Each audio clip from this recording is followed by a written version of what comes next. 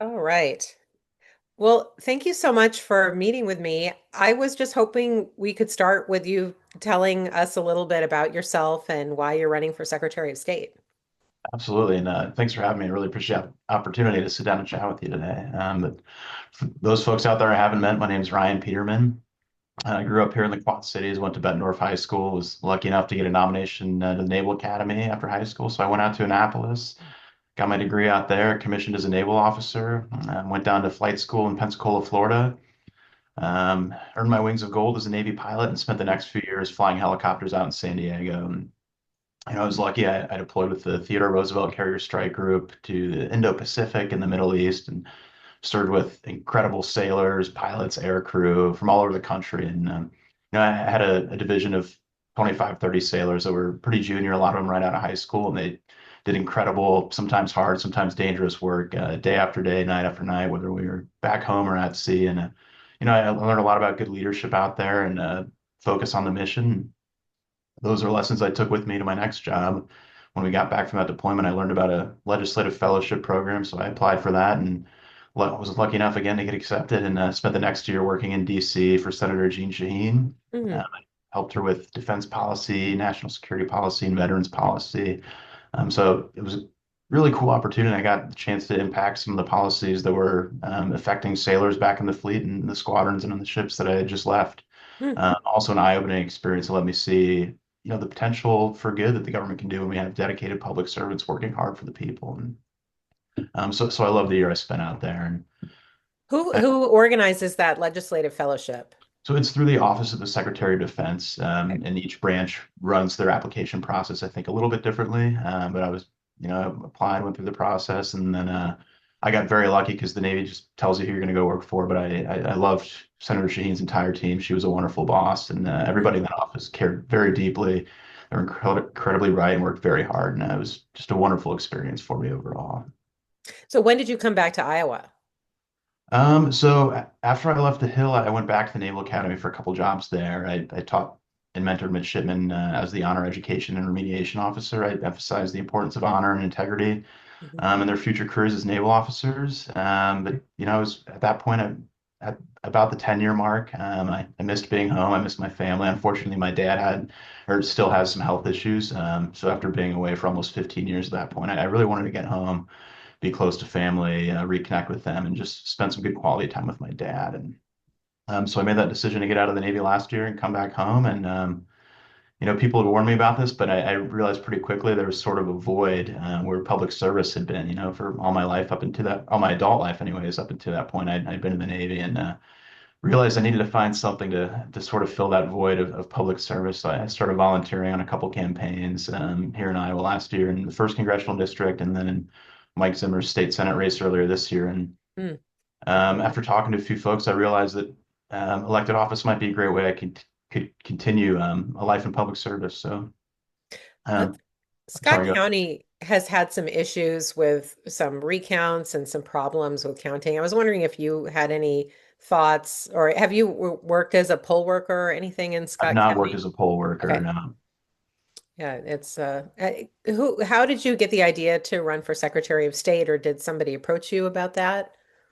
Yeah, so I think one piece of it was just the desire for public service, right? And there are a lot of ways to accomplish that. What drew me to Secretary of State, honestly, I think it's been a lot of the rhetoric we've seen in recent years and heard in recent years about elections and voting rights. And by and large, elections are fair, they're secure. But if you listen to some folks out there, you wouldn't know that. And it's sad in a way. A lot of that rhetoric, I think, has been designed to justify the efforts we've seen to make it harder for folks to vote. Mhm. And I think it's wrong. It disenfranchises people. If we want democracy to work at its best, I think we should be making it easier for folks to vote. There shouldn't be so many barriers to the ballot box. That's what's going to be required if we want leaders and policies that are really representative of the will of the people. So I'd like to be a voice for encouragement of voting. I'd like to be able to tear down some of these barriers we've seen to voting, and let people know that our elections are secure, they are fair, but they're also going to be accessible. And I think we need someone in the Secretary of State's office and I don't think you really can over communicate, but who's the loudest voice in the state for letting people know the policies that are in place and how they can exercise their right to vote. And that's what I hope to do because the more people that participate, the more eligible voters that participate, the better we all are. What barriers specifically would you like to tear down that you feel like impede people from voting?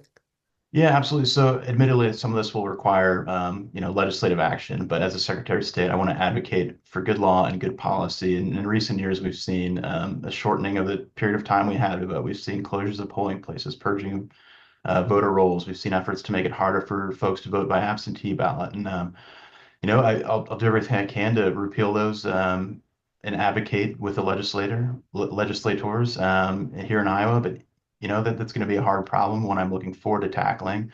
But until that happens, I think it comes down to being a good communicator and letting folks know this is how things are now. This is how you can exercise your right to vote. I encourage you to do so, and I'm just making sure that we remove a lot of the uncertainty early on until we can get back to where we were with a longer period of time to vote, more polling places, and greater accessibility to the ballot box.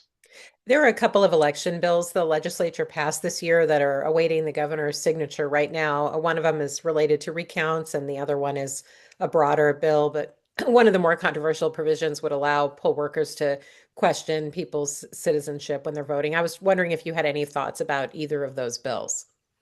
Yeah, so here in Iowa, we already have so many ways that we verify that registered voters are in fact eligible to vote, that they are citizens. And again, I think this kind of goes back to the scare tactic mentality I was talking about. We've seen some from some extreme partisan folks, and again, it's sad because I think it's designed to disenfranchise folks in order to achieve partisan political goals. And really, the office of the Secretary of State in an ideal world, I think, would be a nonpartisan that's just focused on making sure that every eligible voter can make their voice heard. And it really is sad to see folks in leadership here in Iowa try to shape elections in a way that makes it more likely that they can achieve a partisan agenda. When that takes the power away from the people. It takes folks' voice away, and again, it comes back to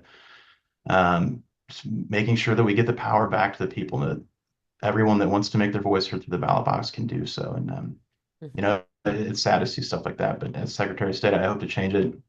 And where I can't, I'll be the most vocal voice out there, letting people know this is what you have to do to make your voice heard. We're trying to make it easier, but until we can, here's how you vote. I'm apologize for my dog's interjection there into the No conversation. problem. Did you say anything about the recount bill? I just couldn't hear it for a few seconds while my dog was Uh, making a lot of noise. I don't think I specifically hit on the recount bill, but again, Okay. Do you have any thoughts on that? I mean, there are a few provisions in it that some of I've heard some complaints that it wouldn't allow any hand recounts except in certain special cases. And then it also would, the change in how the recount boards are formed, the campaigns would not be able to nominate people for the recount boards anymore. Those were yeah, among the I, changes. I think my biggest thought there is we need transparency, right? So we need anybody that wants to be in the room, and we need the ability to communicate how our recounts are happening, so people have trust in the system.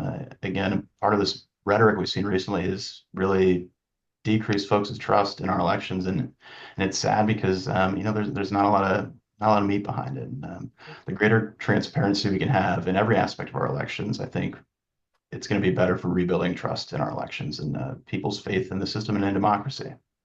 So I think for my readers, obviously are more concerned with the election aspect of the Secretary of State's work, but the Secretary of State's office handles other things, business registrations and so on. Do you have any thoughts about how other workings of the office could be improved?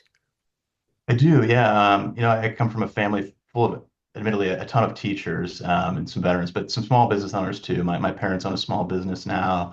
For much of my childhood, my dad ran a small business in the HVAC control industry. And I think the great thing, the unique thing about the Secretary of State's office is it's the one place that everyone that wants to start a small business or any business in Iowa has to go. So I think that's a great opportunity for us to be a resource for folks. There's a lot of uncertainty and a lot of challenges associated with starting and running a small business.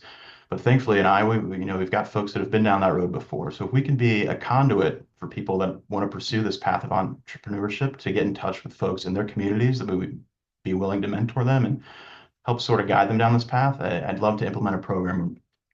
Obviously, I couldn't force folks participate in that, but I'd love to get folks in touch with people in their communities who would be willing to help.